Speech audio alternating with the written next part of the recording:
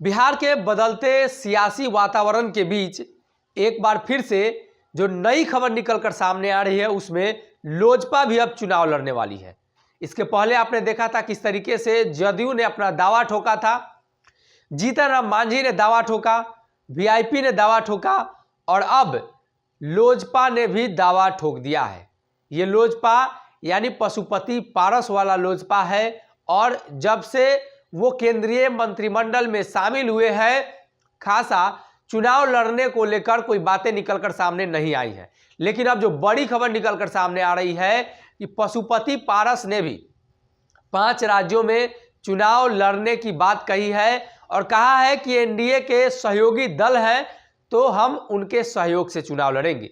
हालांकि एनडीए में तो पहले ही नीतीश कुमार को भाव नहीं दिया जा रहा है, मुकेश सहनी जो अलग चुनाव लड़ रहे हैं एनडीए में उनको भी जगह नहीं मिल पाई है, जीतन राम मांझी का भी खासा बयान नहीं आ रहा है।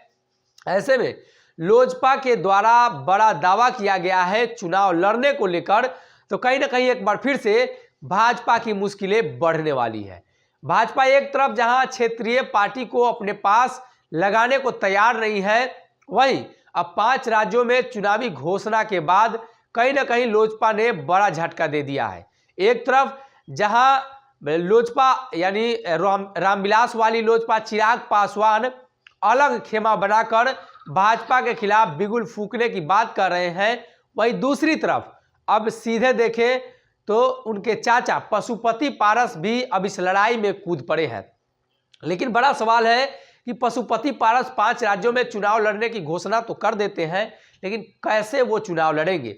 क्या एनडीए गठबंधन में वो चुनाव लड़ेंगे या अलग चुनाव लड़ेंगे? इन्हीं तमाम मुद्दों को लेकर अब पशुपति पारस के ऐलान के बाद भाजपा की मुश्किलें बढ़ने वाली है। एक बार फिर से भाजपा पर दबाव बढ़ता जा रहा है। ऐसी स्थिति में उनकी क्या प्रतिक्रिया होगी, किस प्रकार से वो फैसला लेंगे, ये तमाम तरह के सवाल है। मुकेश सहनी 165 सीट पर लड़ रहे हैं, 51 सीट पर एनडीए के साथ जदयू लड़ रही है, ये बात उन्होंने कही है। और वही अगर जीतन राम मांझी की बात करें तो उन्होंने अभी फाइनल नहीं किया है।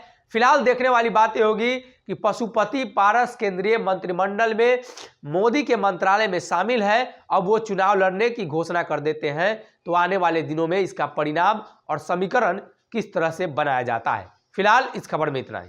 अगर ये वीडियो पसंद आई और वह बिहार के राजनीति और बिहारियत से सरोकार रखेनी तो सब्सक्राइब बटन दबा के चैनल के सब्सक्राइब कर ली। ओजे एगो घंटी बा, ओकरा बटन दबा देला से कुल सटीक और मारक खबर रुआ मुफ्त में मिल जाई।